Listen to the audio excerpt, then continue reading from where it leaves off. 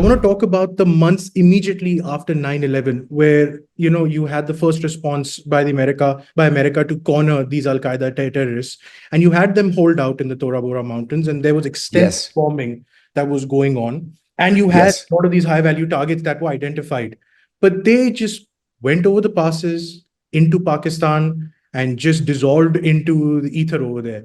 Why didn't Yes. America go into Pakistan then and get this done if you had such a close relationship with their intelligence? Oh, that is such a good question. And I have several answers for you. First,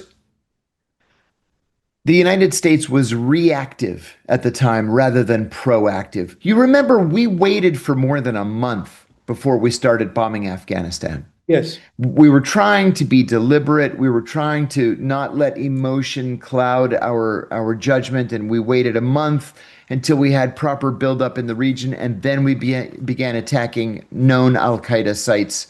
Again, mostly in the Pashto areas of southern and eastern Afghanistan. Um, we believed in October of 2001 that we had Osama bin Laden and the Al Qaeda leadership cornered at Tora Bora. Yeah. We did not know that the translator for the commander of Central Command was actually an Al Qaeda operative who had infiltrated the US military. Oh, wow. And so we knew we had bin Laden cornered. We told him to come down the mountain. And he said through the translator, "Can you just give us until dawn? We want to evacuate the women and children, and then we'll come down and give up."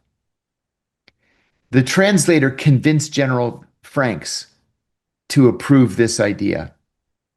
What ended up happening was bin Laden dressed as a woman, and he escaped under the cover of darkness in the back of a pickup truck into Pakistan. And so when the sun came up at dawn, there was no one in Tora Bora to give up. They had all escaped.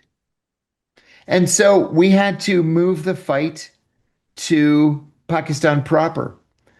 Now, you're right, our relations with the Pakistani government were very, very good. It was General Pervez Musharraf at the time. And look, let's be honest here. The United States loves working with dictators. Yes.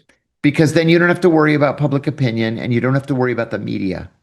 Mm-hmm. And so we essentially just purchased Musharraf.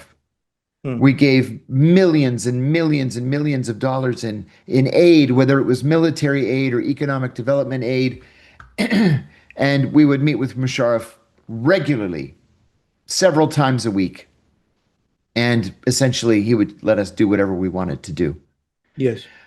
But Musharraf also had his own people that he needed to deal with.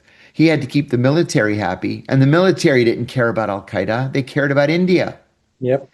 And so, in order to keep the military happy and keep some of the extremists happy, he had to allow them to continue this dual life of pretending to cooperate with the Americans on counterterrorism while committing terror against India.